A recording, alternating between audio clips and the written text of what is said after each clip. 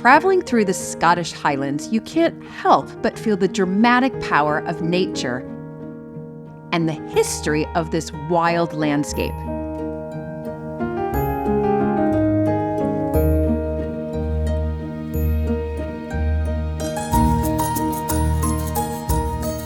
Blair Castle has commanded a strategic position on the route north through the Highlands since the 13th century. It was during her stay at Blair Castle in 1844 that Queen Victoria fell in love with the Scottish Highlands. The beauty, of course. the people like us at the Chibet. It was just wonderful. Absolutely. Blair Castle is everything you imagine a Scottish castle to be. Its architecture is the epitome of the Scottish baronial style, with its fairy tale turrets and crenellations. And inside, there's a dazzling array of Georgian splendor. Oh my goodness, I mean it's just exquisite. With a treasure trove of history stored in the attics. It's the oldest Scottish whiskey in the world. It was the same whiskey that Queen Victoria drank. Yes.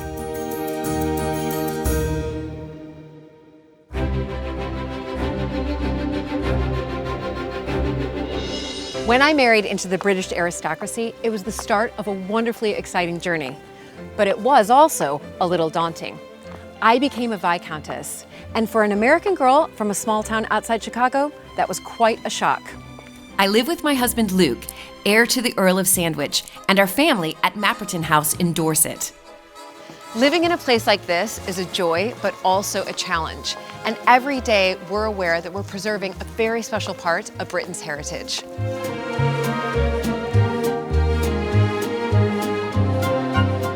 Mapperton has opened up an extraordinary new world for me, and I can't wait to share it with you all.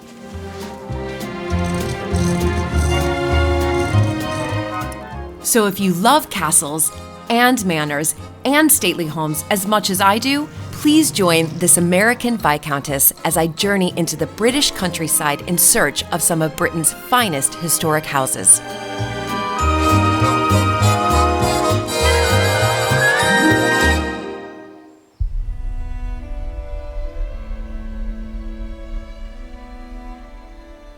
Blair Castle is the ancestral home of the Athol family. Today, the castle and the 120,000-acre estates are managed by Sarah Troughton, alongside her son Bertie, who has promised to give me a tour of the interiors. Hi, Julie. How are you? Good, how are you? I'm very well. Thank you so much for coming. Goodness, Come on thank in. you so much for having me. And, whew. Okay, so let's start from the beginning here, Bertie. I've just arrived. This is the main entrance to the castle, is that right? Yep, the main entrance to the castle, and as you kind of saw outside, very much the Victorian Scots baronial style of castellations, and this is one of the few rooms that the public will see that was also a later addition. Okay. So this is an 1870 room. The building is an evolving story, but the interiors are majority Georgian. And really spectacular Georgian interiors, but with this is a Victorian addition. Right. And so the baronial, obviously Victorian baronial style here that I see on the outside, how did that come to be? This was then what you're saying, a Georgian house, if you like. Yeah, partly through the employment of David Bryce as an architect, who was employed throughout the 1860s and 1870s to create a more exciting Victorian fairy tale castle appearance. Right. Because after the Jacobite wars of 1745 and all the political turmoil, the castle up to that point had very much been a castle. This was the last castle ever to be under siege in the UK. And politically, the family wanted to just be like, we're not going to cause you any trouble. We're very low-key people. So the castle became Athol House, which was a very dull Georgian facade. Okay. And then mid-19th century, the railway arrived, new slug of money, friendships with the royals, Yes. always trying to keep up with Queen Victoria, you know, the usual story. Yes, yes. So then it was all about castellations and aggrandizement of the Yes. castle. And that's what you see outside, but you also see in this room. Okay, wonderful, absolutely wonderful. But I'll take you up the main staircase. We'll go into the dining room and have a look in there. Blair Castle welcomes over 140,000 visitors each year, with 30 rooms in the castle open to the public. I could not wait to explore. So Julie, this is the tea room. And we've got a big fan display in here at the moment because we were just amused by this idea of Georgians and even Victorians as well, sitting around having their tea, flirting with their fans. Right. So different movements would mean different things. What? So if you were, you know, you might be sitting there having your tea, some chap over here might be trying to chat you up, but you would be having none of it and would be closing your fan and putting it to your right cheek, which would be like, enough with you, I'm engaged. Like, be gone. Or you might open it and coyly play with your other hand, which might be, oh, I'm interested, you know, let's talk later. Goodness. Yeah. But then if your next meal would be in here, in the dining room. It's exquisite. Georgian again, yes. Georgian again. And all this plasterwork throughout that castle took about 10 years, from 1740s and 1750s. And they spent a huge amount on the interiors after the 1745 uprising, when the exterior of the castle was made as dull as possible. They made the interior as lavish as possible. Yes. Thomas Clayton he was called the plasterer, and he was also doing Holyrood Palace at the same time. Was he? Oh my goodness, I mean it's just exquisite. And then I guess these were the two outfits owned by the 6th Duke and Duchess, so that's sort of 1860s. They were the ones that were great friends with Queen Victoria. Yes, yes. And this is what they would have worn. To dinner. Tiny waist. Yeah, I actually could have eaten anything. I mean, yeah, I know, exactly. Do you ever use the dining room? Christmas, big parties? Well, it's 100 meters away from the nearest kitchen. So Is it really? So it's not very practical. But occasionally we clear the table away and have a big party in here. Right, okay, so it is used. Yeah. And all these paintings are of scenes from around the estate. Wonderful. Well, it's absolutely exquisite. And, the Georgians just did know how to do interiors, didn't they? Yeah, it's a good room. Yeah, very good.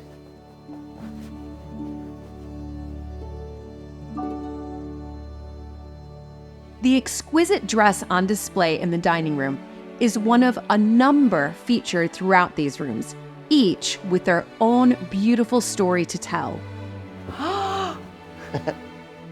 Bertie, oh my goodness. So this is the drawing room. This is the drawing room, and we've got 3 dresses on display here, dating from the Jacobite era. So this one is about 1750, just afterwards, which would have been roughly when this room was done up to be like this. Up until 1500s, 1600s, it would have been part of a banqueting hall. Okay. And then, the Georgians got at it and really went for it. And then the last dress over here is from the Queen Victoria era. So the 6th Duchess would have worn this. And if you look very closely, it's actually made out of, we think about 5,000 beetle wings. What? What? No. Oh my goodness. It was up in the attics for a good 100 years, all in tissue paper, with just a label with my grandmother had written costumes on it. And it was, so we only recently got them all out. A find. And we can only have them on display for a couple of years max. Right. And then we'll have to put them back into the tissue paper and conserve them. Yes. It's obviously an amazing room, but it also epitomizes this idea of Georgian hosting and hospitality. This room in particular tells the story of the 4th Duke and Duchess. Right. And the 4th Duke would fit in very well at Mapperton. He was known for planting trees. He was known as the planting Duke. Okay. He planted about 20 million, we think. So mostly on the southern bit of the estate, from You're kidding me. Dunkeld all the way up, yeah. He planted about 20 million trees. Predominantly larch trees. Wow.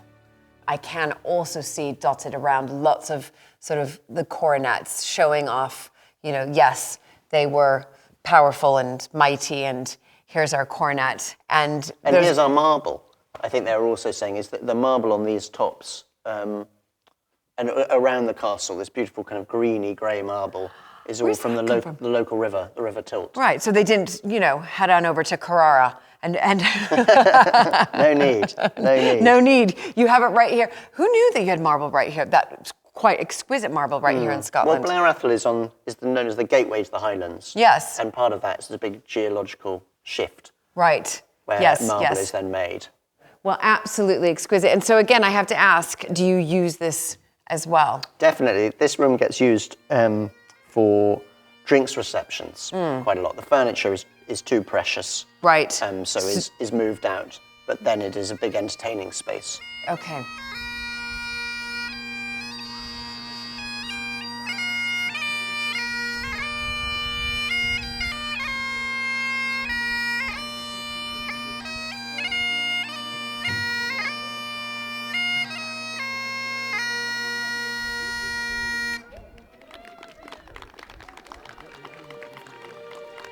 To hear more about some of the key moments of history here at Blair Castle, I met up with Sarah Troughton in the private library.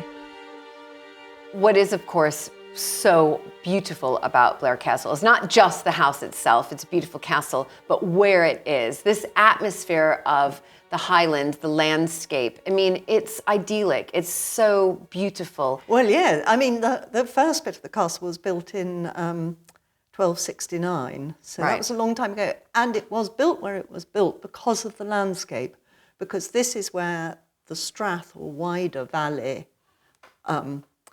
becomes narrower as it becomes Glengarry, Garry being the river. Yes. And so in defensive terms, whoever controlled this spot controlled the gateway to the Highlands. It's played a major part in history. Its sighting over the years, Bonnie Prince Charlie, its army on the retreat north to Culloden was stationed here for a while.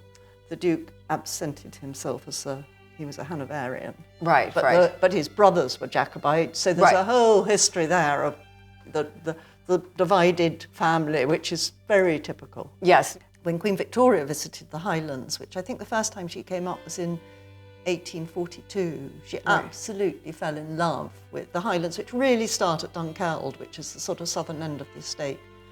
Then when she was feeling a bit weak after her birth of her second child, she decided to ask the Duke and Duchess if she could take over their house. And they had a very, very private visit here, which was exactly what she wanted. But the Duchess and Queen Victoria became very good friends and remained very close for the rest of her life. The Duchess was the mistress of the bedchamber, which was the sort of highest point in her household. Duchess Anne is one of a long line of impressive women at Blair Castle. As a girl growing up here, Sarah remembers meeting Kitty, the 8th Duchess, in her apartments.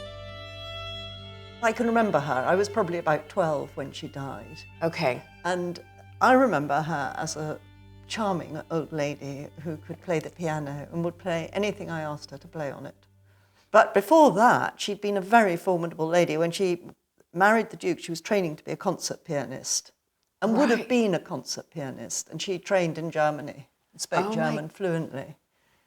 So roughly what period are we at right now? Well, they married in 1899. Right. So she would have been training in the very end of the 19th century. Oh my goodness.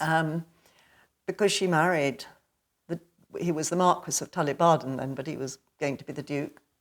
She gave up her career as a concert pianist and supported him, and actually never had any children. I think she just wasn't able to have children, which was a sadness. Right. But she made the most of her time, and she took up all sorts of good causes, and then became quite political, and she became the first female MP in Scotland. And then she became the first ever female Minister of State. She was Minister of State of Education. And so she had a very sort of good political career. But when, in the 30s, when Hitler was first coming to power, she read, much earlier than most British people, she read his book Mein Kampf in German, because she was so fluent in German, it was just as easy for her to read it in German. And she realised how very, very dangerous the Nazis were at that stage. So when Chamberlain went through appeasement and all that, she gave up the Conservative whip. Along with actually Winston Churchill. But then Winston Churchill went back to the Conservative side and she didn't. Yes. So when the next election came along, she had to stand as an independent. And then she didn't. And she didn't get her seat. I mean, Right. she very, very nearly retained it. She was a very highly intelligent lady and a very determined lady. She was petite. She was very, very small. And she took no trucks from anyone. Small but mighty, small but mighty. Small but mighty. And in the meantime, she's married to the 8th Duke, is that right? Yes. I mean, he was a very successful soldier up until towards the end of the First World War, when his father died and he actually became the Duke. Right. He then returned to Blair, and I think his primary concern was the estate. He was very well liked. He was obviously a very nice man. He wasn't a very efficient estate manager. Okay. The estate was in a lot of debt when he inherited it, and every attempt he made to get it out of debt was a failure, basically. Right. Oh dear. And so in the 30s, he went bankrupt. Right. But he was rescued by my great-grandmother, so he was never actually had to declare bankruptcy. Oh my goodness. So that was lucky. The 20th century was a century of challenge and uncertainty for Blair Castle. But it was the women of the family who led the way in ensuring the survival of the castle and estate for the future. The pioneer was really my great-grandmother.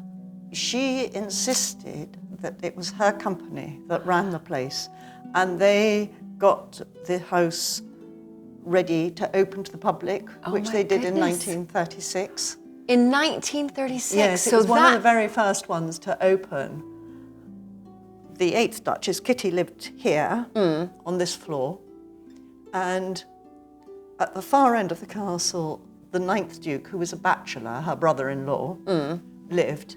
And then in what's known as the South End, my family lived. Okay. My mother and my half-brother and Right. me. The sort of odd ménage à trois. You never knew at any mealtime when I was a child who might or might not turn up for it. How brilliant. But anyway, they all got along, and my mother ran the show. She was the one who was in charge. Right. And she was a very, very practical businesswoman, so she got things sorted out. Right. Looking to the future, I'm always really interested as a fellow historic house owner. We're here as the custodians in order to make sure that these places survive for those future generations. And is that something, Sarah, that you do think about? Yes, it is. I think I put it into two categories. There's one is the history, the castle, the artifacts, all that sort of thing that has to be preserved at all cost. But, it takes money to keep the roof on. Yes, so obviously, I'm very pleased to have a lot of visitors. But then there's the other side of the business, which is much more business orientated. And you make sure that that's going to make enough money to keep the infrastructure of the place going, to provide decent jobs for people, as well as supporting the castle. I never think, shall we do the roof or shall we build a farm building?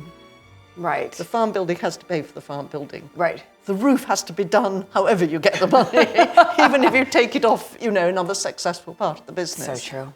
And I mean, there's a big reward too in seeing happy visitors and people. I often walk through the rooms just as if I was a tourist. Yes, you yes. know, to visit her sort of look. And I really get quite a kick actually out of when I hear somebody discuss how lovely something is, Yes. or how well displayed it is, or you know, you get nice feedback. You do. Well, I'm a happy visitor. I mean, what a wonderful, special place, but I'm a very happy visitor here, so thank you. Good, well, I'm glad.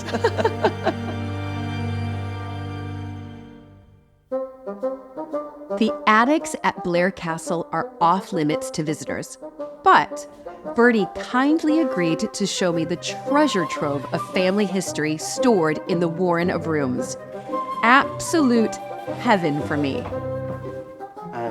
So Julie, this is a section of the attics. There's probably over 60 rooms of attics.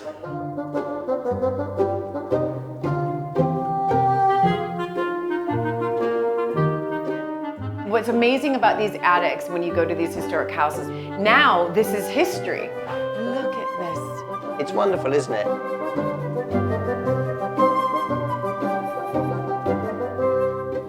We're now on the top third section of the attic, and these are the furniture rooms.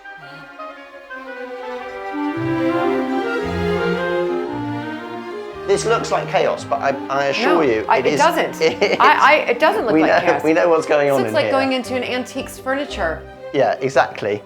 It's just brilliant, Bertie. You'll love these bits around here. So Julie, this room is quite good at giving you a picture of how the castle sort of operated in the 19th century. Right. So this is how all the rooms would have been lit through these little gas-fired lights and bulbs. These ones as well? Yeah, even the little ones. They're beautiful. They're really cool. Yeah. And then in about 1905, we built a hydro power station.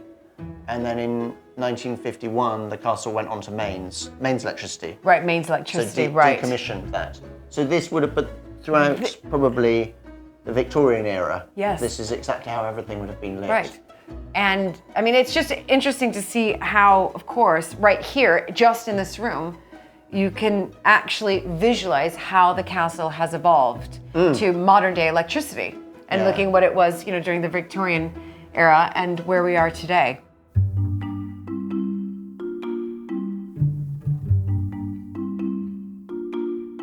Although there's a lot of things up here, all the best stuff is obviously downstairs and open to the public. Yes. But, we can't show everything the whole time. So it's that balance between conserving some stuff, showing stuff, and keeping the stories fresh and interesting. But I guess it also gives you that opportunity to sort of change it up on what you're displaying for the public.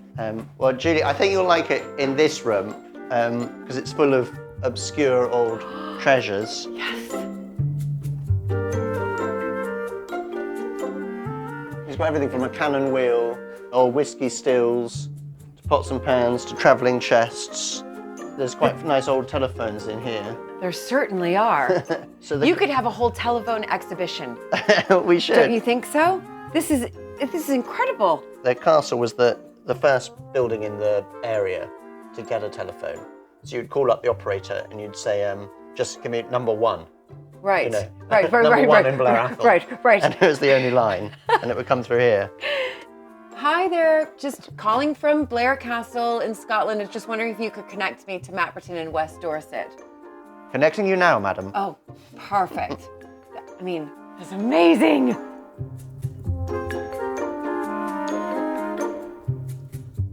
So there's so many things in here, Julie. We've got Duchess Louisa's medicine cabinet in there. Can I? Yeah, go for it. Okay. Thank you. I feel very honored. I'm clutching this little trumpet, which I should put back. It's quite sweet. It's really sweet. Look at this. This is unbelievable. No. Wait. So your kind of Victorian ailments would have been... There. Yeah. Look at that. I wonder what's in there. Yeah, I know. This is incredible. This is absolutely beautiful. Look at the velvet there and the leather case. It's beautiful. I bet you like that one. Okay, this says, last gentleman, please close the box. Okay, what is this box? It's a party box. Oh, it is. Wow. Look at gin, whiskey, sherry, brandy. I mean, whiskey is sort of the drink of Yeah, Scotland, isn't it? Not only Scotland, but Blair Castle is the home of Keepers of the Quaich, which is the world, mecca of whiskey. Quaich is the wonderful little silver bowl that you drink whiskey from. Okay. And houses like Blair would have made their own whiskey. We always knew that we had this very old whiskey in the cellars. Okay. And we recently sent it off to be carbon dated, because we had the plaques and the signs with it saying it was from 1841. And we tasted, my dad and I drank it, and it was amazing. And we sent it off, and it's come back carbon dated as, it's authentic. So we think it's the oldest Scottish whiskey in the world. And, Queen Victoria was coming and staying in 1844. So we're pretty sure that when Dad and I were tasting this whiskey, it was the same whiskey that Queen Victoria drank. Yes, this is my favorite find so far. And if there's any left, we'll have a drink. I certainly will. So only 60 more rooms to show you. Okay.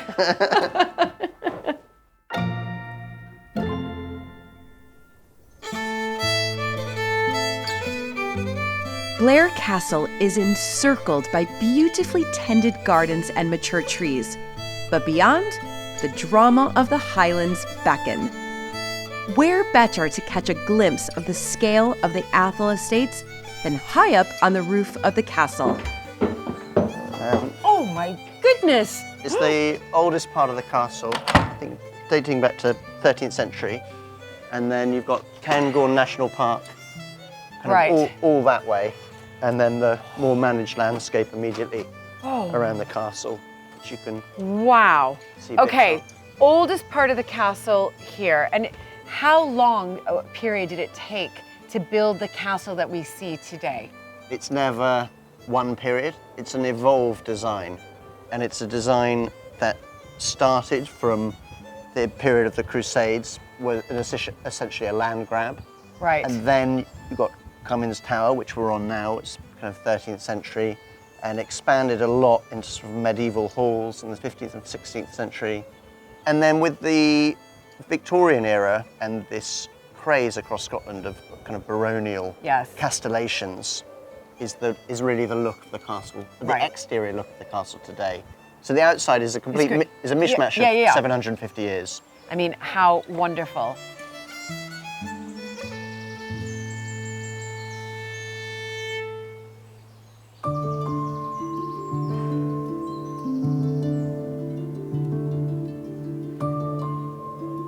I'm looking out on this incredible landscape, but I think times are evolving as well with what we're seeing out in the landscape and what sort of our forebears did with it. We're having to rethink. And is that what you're doing as well? Are you looking at this thinking, right, I am managing thousands of acres, what am I going to do with it?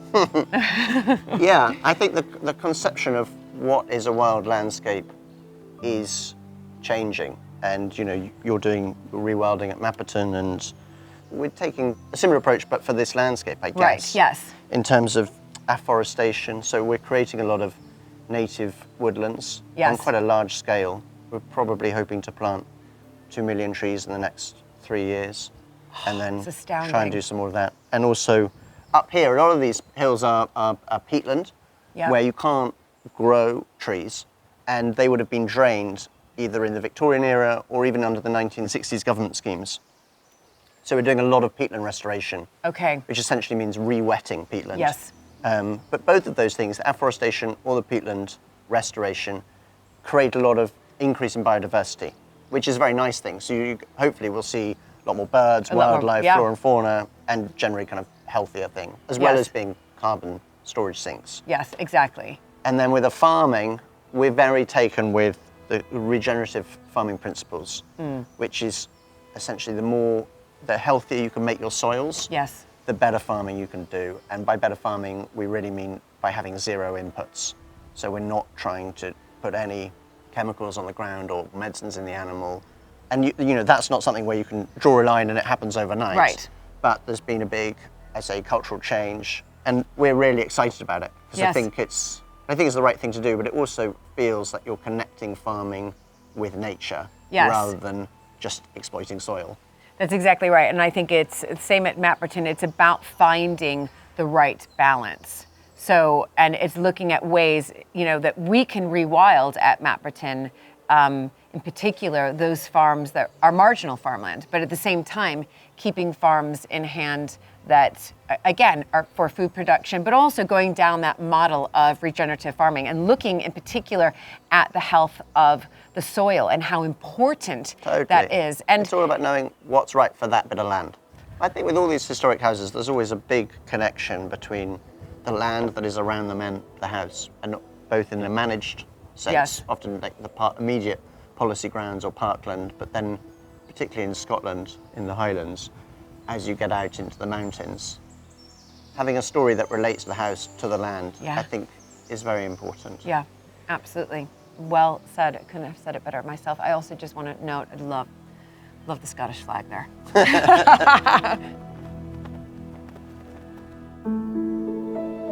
The Athol estates have a long tradition of woodlands management, as well as commercial forestry. I met up with Georgie Pelly, native woodland consultant, to hear more about how the ancient woodland here is being revived.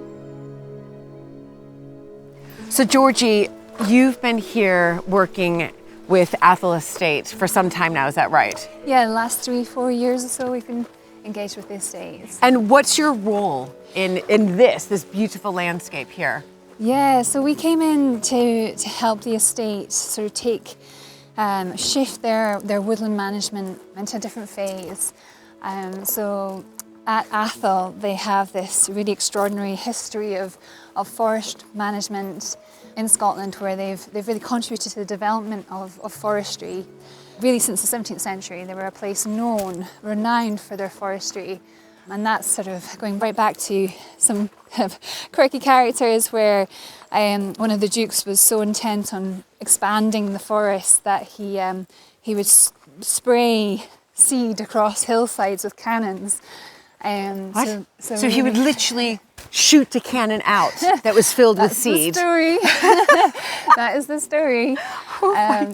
So just finding these really innovative ways of expanding the forest at Athol. Right. So there's thousands of hectares now that are established, really quite diverse commercial woods at Athol, and a few hundred years ago they were bare hills. Okay. So they have this real tradition of transforming the landscape here, of really taking and changing the landscape through forestry, through new woodlands.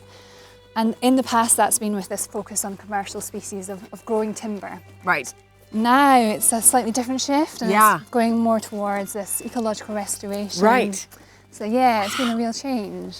So it's how fascinating, and it's almost, if I don't mind, and correct me if I'm wrong, but I think there is this real shift across the country in going back to this nature recovery, right? Absolutely. And farming same way, right? Absolutely. So nature recovery, regenerative farming. Yeah, absolutely. So yeah, we're seeing that real shift across Scotland. Here at Athol, they're making that move. It's not to say they're moving entirely away from commercial forestry, it's still part of the picture. But trying to find the balance. Absolutely, yeah. So that's why we're working in areas like this where we have these sort of remnants of native woodlands. Yes. With these sort of key species. Where they're dotted around. Mm-hmm. And you can see where trees have been lost, and you have that retreating canopy cover. So the footprint of the forest has been shrinking over the years just through different land uses. And so this is about bringing that shift where we start to regenerate that land to allow these woodlands to regenerate and create more expansive areas of woodland habitat that link up and bring all these different benefits that we know we do. Right, exactly. Biodiversity, Absolutely. all of that. So when I'm looking to my left here and you can see these sort of native, these are native, right? These are native trees. You think, gosh, what can I do with this? Is that right? Absolutely, yeah. So there's evidence of the way the land's been used, for lots of different reasons, but it's been grazed by sheep and deer. Yes, and that's part of the picture here, but it's just about trying to maybe shift that balance a bit now so that these woodlands are not lost entirely.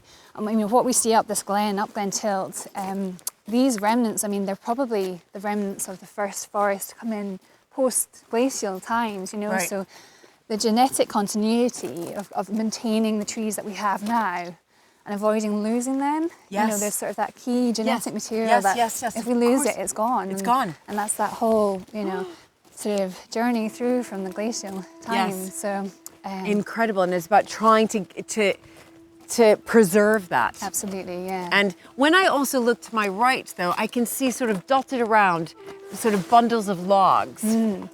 Is that you as well? Yeah, this is quite a big piece of the picture that we're trying to shift in this glen. So this is the start of a really large scheme, a new planting scheme, a native woodland scheme. Right. So that's the first evidence of the fence line coming in, and that will be a deer fence. So we'll be excluding deer from quite a significant area. Yes. For the first sort of 20, 30 years, really, to allow those trees to establish fully in that time. Wonderful. And I mean, for a scheme like this, it's we're talking about sort of 500 hectares or so in size. Yes. And sort of 400, 500,000 trees. Yes, that's incredible. yeah. Because as much as we love deer, they can be quite damaging to, again, new life. Absolutely, that's it. They do naturally browse on these seedlings that are coming through, and they just, if where that happens repeatedly, those trees just won't quite grow.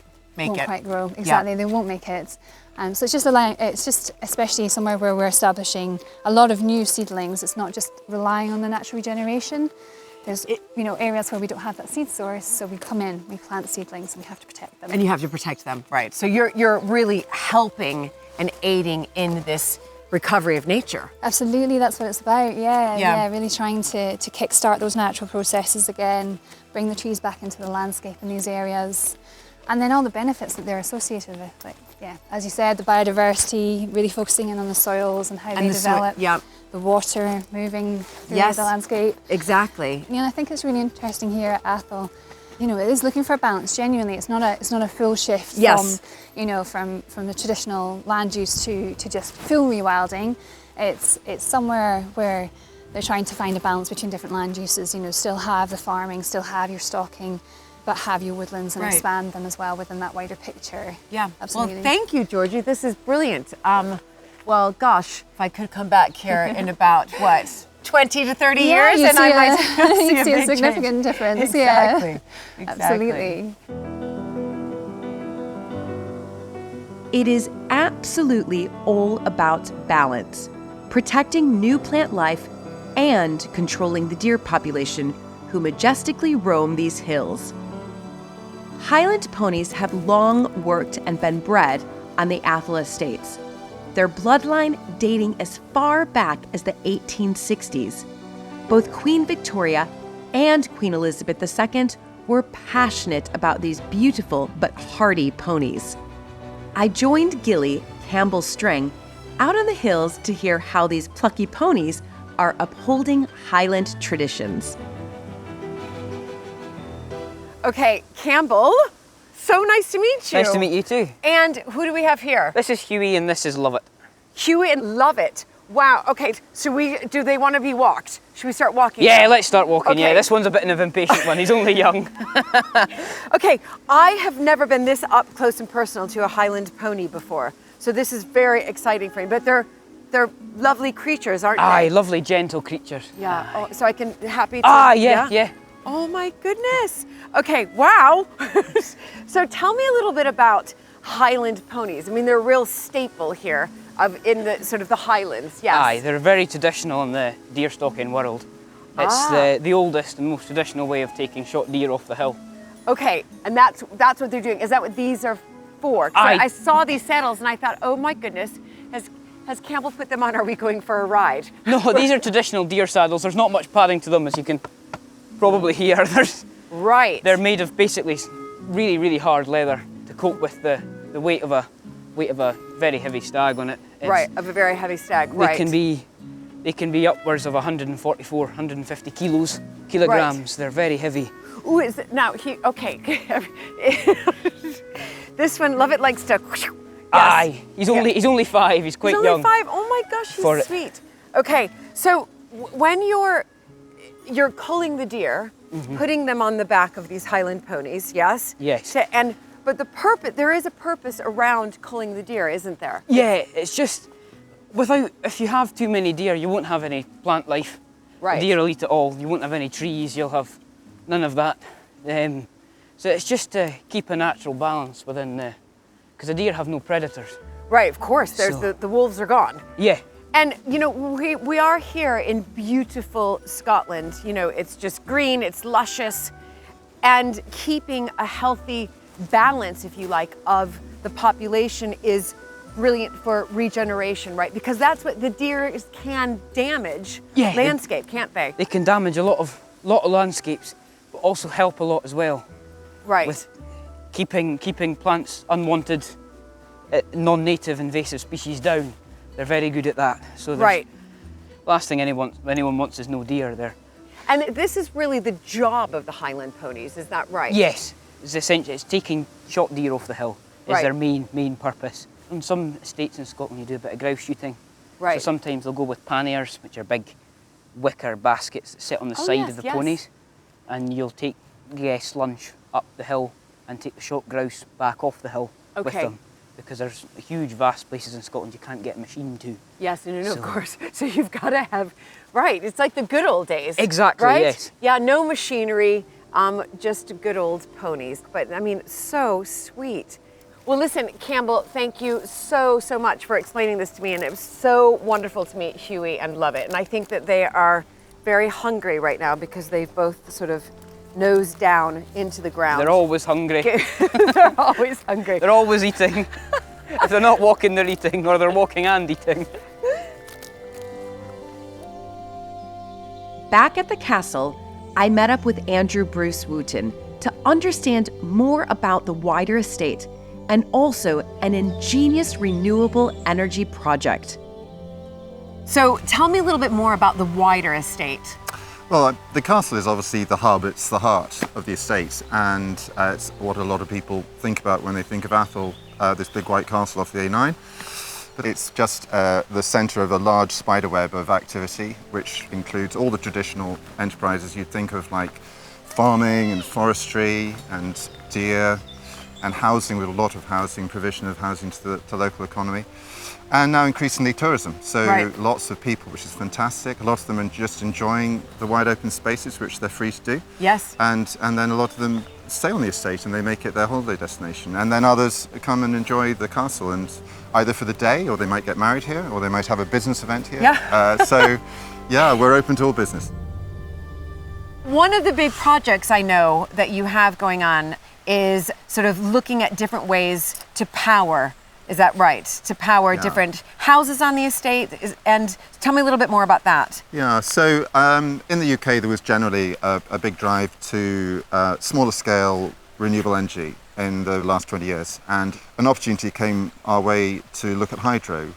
And the estate has a history with hydro, because we had a hydro scheme in the early part of the last century that powered the castle before mains electricity arrived here. Right. So, you know, we knew a thing or two about hydro to begin with.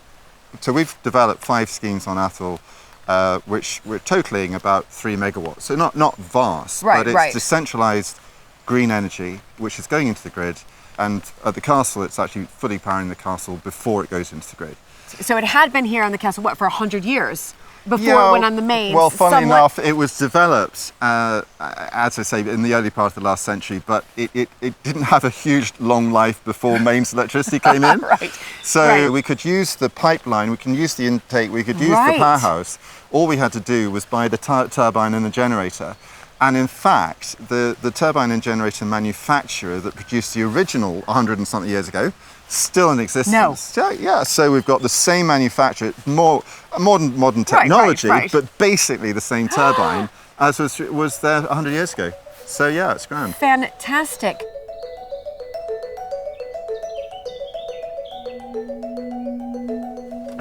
Come on in. Okay. This is it. Yeah. So, Oh my goodness. I can hear it. yeah. I can definitely, it's behind here, is that right? It's a labour of love. I clocked the sign out there, 1908. Yeah. So, you know, that's when it was first here, is that right? Yeah, it provided power to the castle, in very early days of electricity, and it provided power from about 1908 to just after the Second World War. So really pioneering, right? Completely, Yeah, yeah. incredible. Anyway, be prepared. Okay. Be prepared for the beast. Oh my goodness! Wow! Fantastic!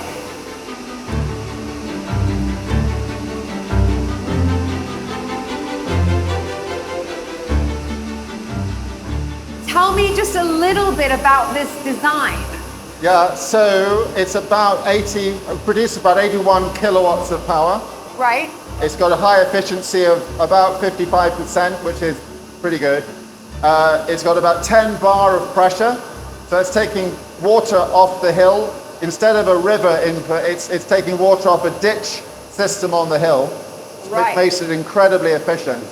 And it comes down through a 500 millimeter pipe, the old original pipe, to this point where it gets squeezed into that 300 mil pipe, and then squeezed even more, and then pushed into a turbine through jets. And that's what rotates the turbine. Right, and that's what we're hearing. And that's what you're hearing. That's what we're hearing. Absolutely incredible.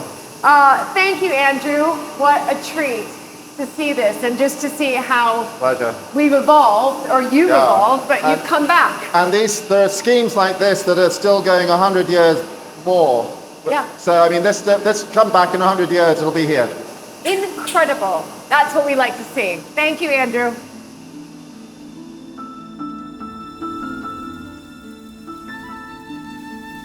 An iconic image of the Scottish Highlands are Highland cattle grazing the hills.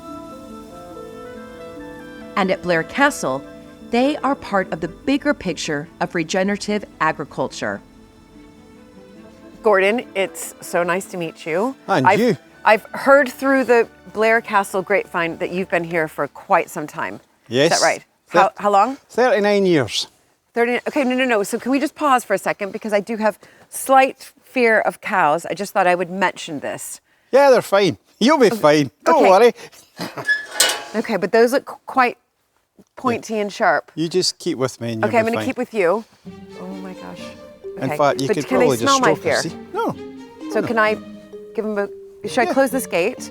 Yeah, just come in. Okay. Yeah, she's fine. The other one's a wee bit more temperamental. She'll not bother you, but she'll just not come to you. Okay. This one is different. Okay, great.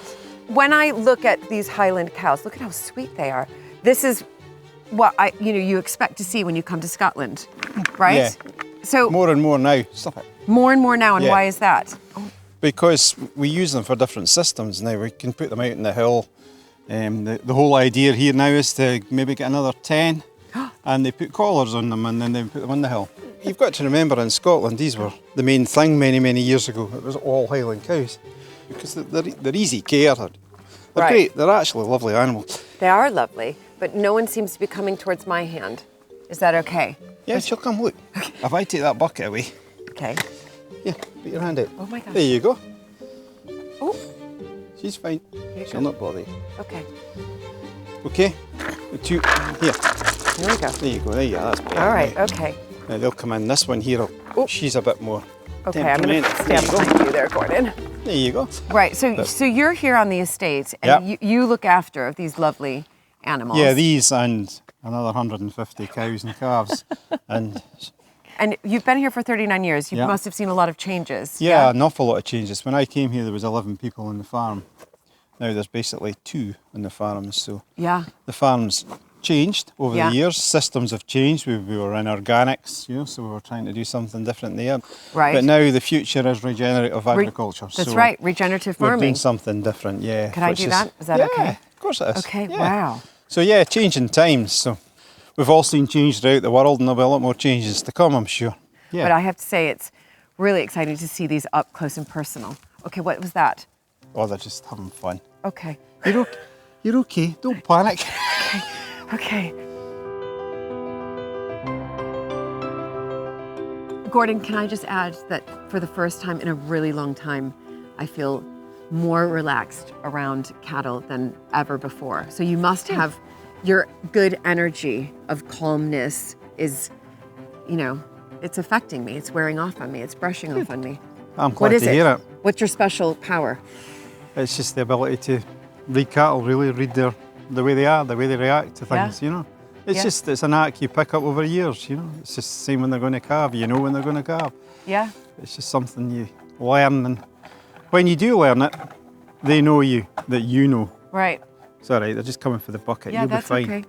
Thanks, Gordon. Life's about fun, isn't it? It is about fun, and gosh, I've really relaxed now. Now I feel good. See, I'll just leave you here, you'll be fine. I'll come back in the morning, you'll still be here.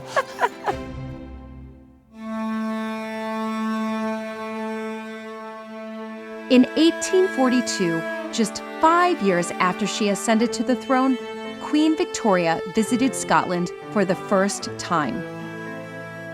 And 2 years later, Queen Victoria and Prince Albert returned to stay at Blair Castle. In the private library of the castle, Sarah Troughton explained more. So Queen Victoria, 1844, she's here. This is before Balmoral, is that right? And is it because of her stay here that she decided, right, I want a residence in the Highlands as well? Yes, I think she was very, very influenced by Prince Albert. Right. Who loved it and immediately saw a connection between here and the German landscape.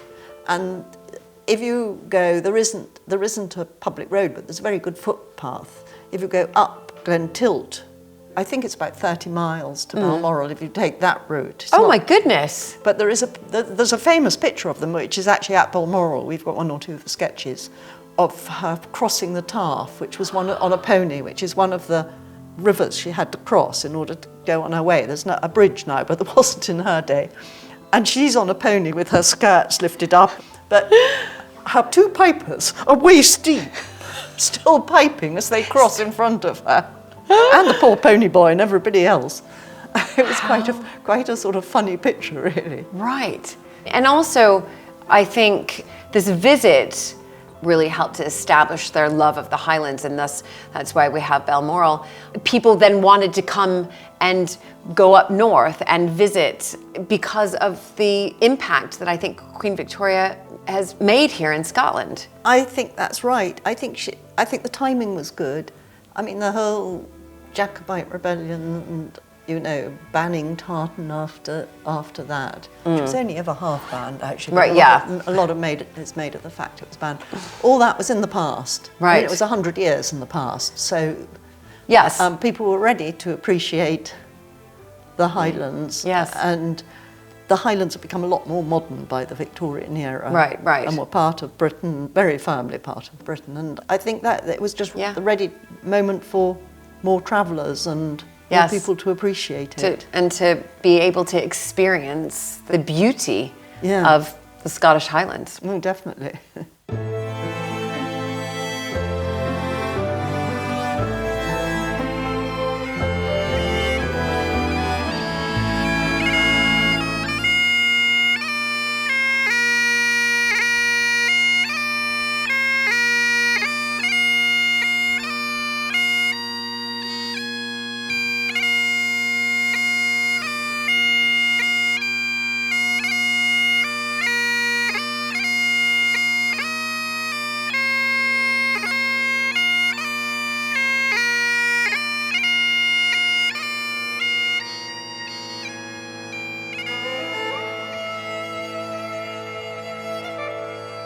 In her diaries, Queen Victoria described the bold, wild scenery and how she and Prince Albert would drive out in the carriage along Glentilt, through woods overhanging the river.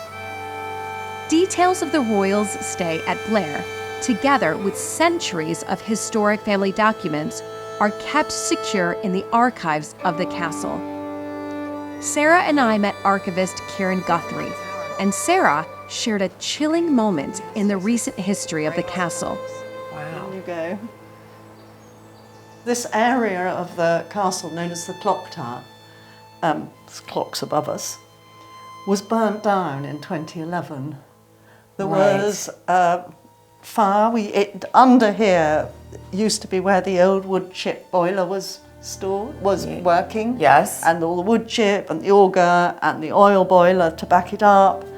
And the flue went up the tower. Yes. And it overheated and caught light to the rafters. And it was so high up that he, for quite a long time, didn't set off an alarm. And in fact, somebody saw it, luckily, because it was about 8 o'clock at night. Somebody who lives over there saw it. And then my dog was very anxious. Right. When I went to let him out, I saw these flames leaping out. Terrible.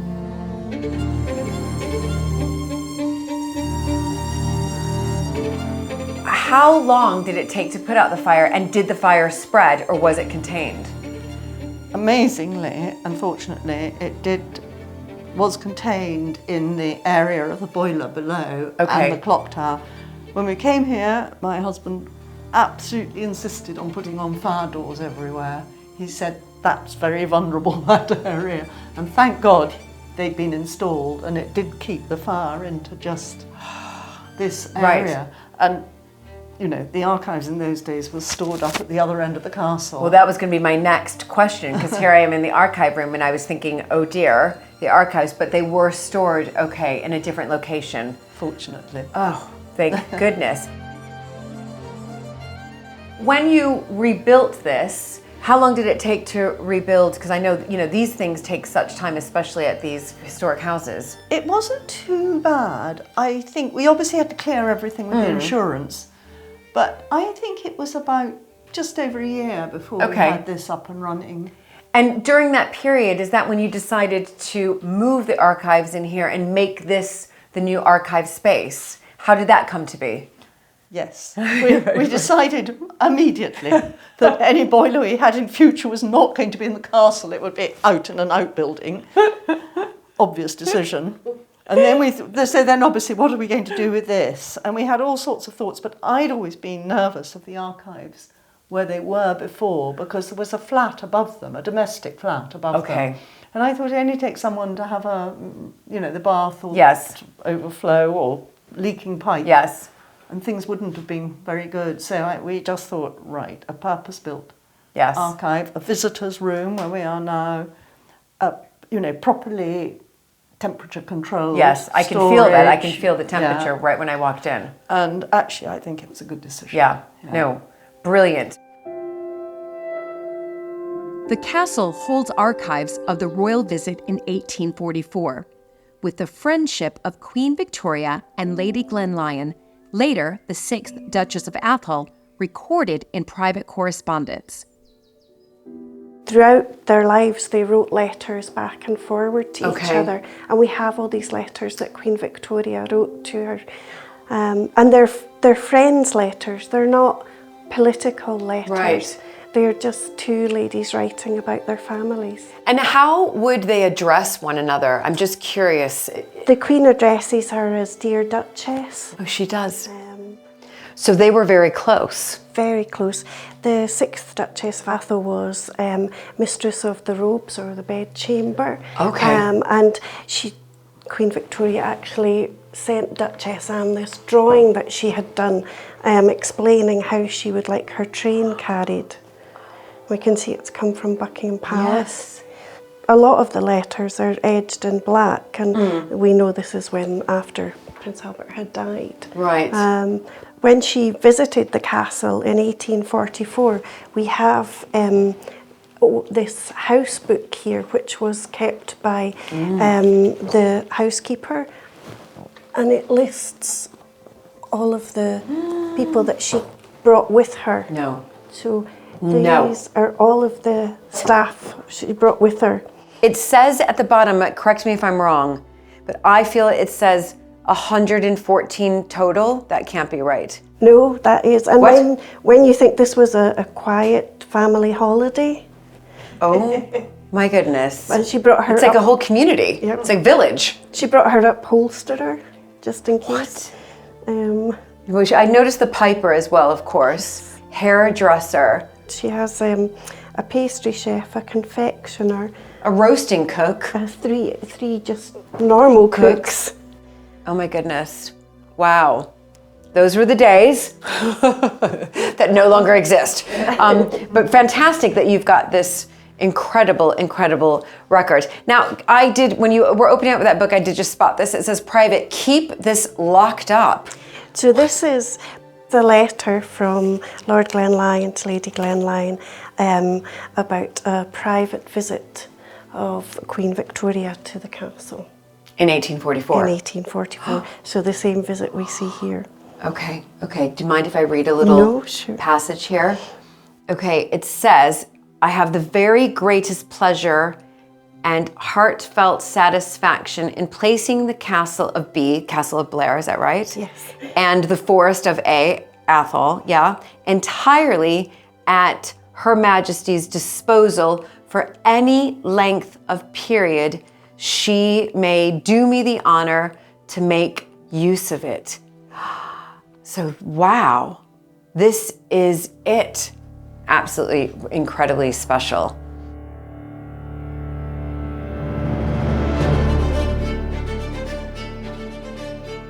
The enjoyment and privacy of Queen Victoria's stay at Blair Castle in 1844 was so treasured that the monarch bestowed a special honor on the men of the Athol estates who had guarded the royal party. Bertie Troughton and I met up with Regimental Sergeant Major Graham Jack of the Athol Highlanders to hear about royal connections and the history of the regiment. Can you give me a little bit of the history and the origins of the Athol Highlanders? We go back so far in history. We were at Culloden. We were signed up to go to America in 1777. Were you? The American Wars, yes. Oh There my was gosh, wow. 200 local men and 1,000 other recruits, all ready to go from Glasgow. Right. And the war ended in America. Yes. So our 12 companies were distributed through Ireland, and we were there for very nearly 6 years. Okay. And we were going to fight in India, and there was a problem with the men because there was no re-engagement bounty, and there was almost a mutiny. Right. And in 1783, we were disbanded. Were you? Oh my goodness. Disbanded. Disbanded. Not wearing what we're wearing today. Okay. This has all come about through Lord Glenlyon, Okay.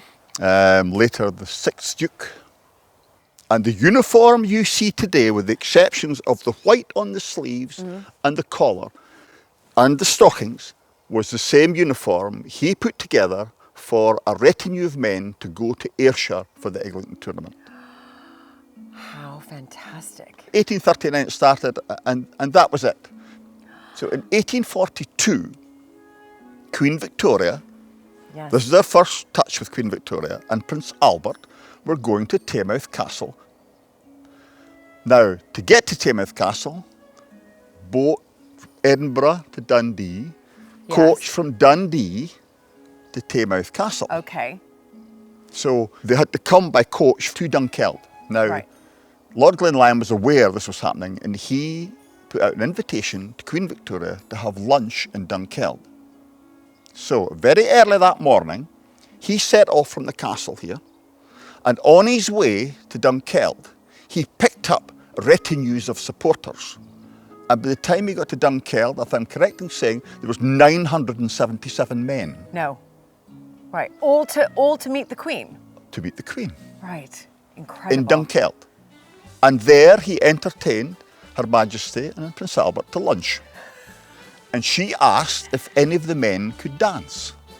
And some of the men could dance. So they danced reels for Queen Victoria at Dunkeld. So that was the first time we'd ever met Queen Victoria. Okay. But this was before she started to look for a property in Scotland. Okay. She was looking for a castle in Scotland. She fell in love with Scotland. Right. The beauty. Of course. The people. Who people wouldn't? like us that she met. It was just wonderful. Absolutely. Absolutely. Just 2 years later, in September 1844, when Queen Victoria and Prince Albert stayed at Blair, the Athol Highlanders protected the royal family at the castle. We had a guard at the front of the castle, and there was an officer and men 24 hours a day throughout the whole of her stay.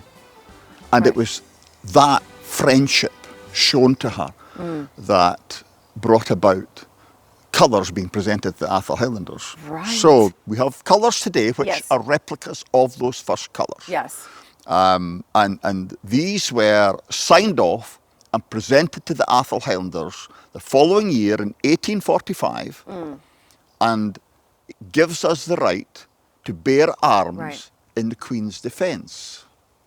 That is incredible. And so that was quite an honor, is that right? Very much During an that time. Absolutely, yeah. And that's why the Atholl Highlanders are often referred to as the only private regiment or the only private army in Europe, because of the Queen's colours that we have. Because of the Queen's colours. You've got to come and see the Atholl Highlanders in the end of May, when we have the Atholl gathering. Absolutely, Because on the Saturday there's the full military parade, and it's, you know, we're about 100 Right. men, including the band. How magnificent. No, I definitely will come back. Now, you did mention something here, Bertie, and you said we. Now, I heard that we. So, are you involved? What's the connection here? I mean, I don't see any dress here, but I'm assuming. No, you have one. I am in the Atholl Highlanders. I'm very low-ranked officer. Yeah. Lieutenant Bertie Trotton. Oh my gosh! Yeah, I don't look half as smart as Graham. I try, but... So, can you describe to me sort of the ranks? Okay. So, officers will start at lieutenant, Yes. captain, major, lieutenant colonel, colonel. That's the way it goes. And the colonel is duke, Okay. Right. which is Bruce Murray, and he lives in Africa now. Right. But Right. when I started service, it was the 10th duke. It was Bertie's great uncle, Ian. Uncle. Yeah. Yes. Uncle. Yes. It was him when I joined in 1977. Okay. Incredible. I've been here a long So, time. yeah. I'm you're in with the coming- bricks now. You're coming up to 50 years. Yeah, coming up to Coming that, up to yeah, 50 yeah, years. yeah. Now, can we just talk about this? This is spectacular. Okay, first of all, this is this is the Murray tartan. plate, Right. yeah. So this is the Murray tartan. I mean, it's beautiful. I would quite like that. These are unique. This dates to 1839. This particular plaid. These plaids are made of linen. They're not wool. It's Right, a yeah, I linen did- cloth. when I touched it, I and felt- they're very different. Yeah. It's a thick linen. Yes, Very thick yes, linen. very much so. Yes. Very much so. These are in the original. So How you cannot wonderful. replicate the colours. If you look, Yes. Yes. I see. there is the new colours. This Yes, is old colours. You colours, cannot replicate that anymore. They are so old. And when you think of how many people have had this plaid, Lovely. Yes. pleated, Yes. battle absolutely. wounds in it. Yeah. Yeah. You can see the battle wounds. It's incredible. The plaid that you saw the old Highlanders wearing was a long piece of cloth. They laid it on the ground, they rolled into it, and a waist belt, pulled the waist belt through, pulled a bit over the shoulder to give you the same look as I have, Yes. but without all the paraphernalia, because I Right. can't dress myself. Very similar I to need how somebody to dressed dress Graham me. this afternoon. Rolled them up in it. I was wondering why it was taking so long. Now I know. Now I know. So that is why, you know, Right, that yes. is the plaid. And if it's put on properly, the back should look like an eagle's wing. It looks exactly like an eagle. Yes, it does. So if you think he's put it if on you properly. think of a bird of prey with its wings closed, Yes. that's how the back should look. Yes. Straight down the middle of the back. Yes. Bertie, Yeah. well done. It's perfect. It's absolutely No, I wouldn't perfect. say it was perfect, but he's trying. How magnificent. Now, can we move Oh, up yeah. here? Uh-huh. Yes. Where would you like Over. to start? Well, yeah. The juniper? Yes. Okay. Juniper is a bush plant which grows prolifically on the estate. This is a wild version of the juniper, and it does grow around. There's bushes at the top there. Right, yes. That's juniper bushes there. It's a very jaggy Yeah, it is. Very material. Right. So Yes. when you've done your training, Yes, and and the on the Duke day, says yes. on parade day, you will be presented with your piece of juniper. Up to that point, you've got a Glengarry. This is a Glengarry bonnet. A I'll Glengarry bonnet. Glen, You've almost got a Glengarry bonnet. I know, for I that was about to parade. say, I'm quite close. I was trying. A Glengarry bonnet. And what we do is here, when you are presented, become a full-time Atholl Highlander, you present me a piece of juniper, and the juniper then is put in behind your cap badge like that, Yes. and then you wear that whenever you're on parade. Wear that whenever you're on. The ducal cornet. So that's our royal connection. Yes. Then we have the wild man of Atholl. Okay, well, I've seen him dotted around, and I haven't asked yet, but it seems to be he's holding sort of a dagger and a key. This alludes to King James III of Scotland issued orders to Earls Crawford and Atholl Okay. to go and bring the Lord of the Isles, Earl Ross, into custody in 1475. No. he was creating a lot of trouble in Yes, the Isles. yes. And King James wasn't very happy about it. So Earl Crawford had the boats, Athol had the men, they went. They combined forces. And yes, they went and they captured him, brought him back to Scotland where he stood trial. That is the Wild Man of Athol, hence the key for locking him up. Yes. And the dagger to capture him. To capture him. So 550 years ago. Yeah. 1475. The way back to Incredible James history. III. It's incredible history.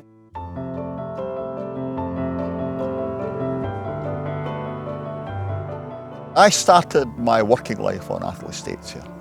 So I started in the forestry in 1971 and I went to the farm in 1973 and I left the farm in 1980 and I joined the local police, Tayside Police. And I was in the police for 27.5 years and that is a long service police medal. And then that's the Queen's Golden Jubilee medal because I got that when I was serving.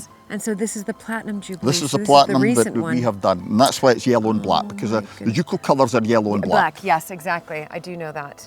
How wonderful. Can I ask, did you ever meet Her Late Majesty, Queen Elizabeth II? I have, yes, on several occasions. Have you? Both privately and when she's been officially on things. We parade. We have walked through the Glen from here, as Queen Victoria did, to Braemar Gathering.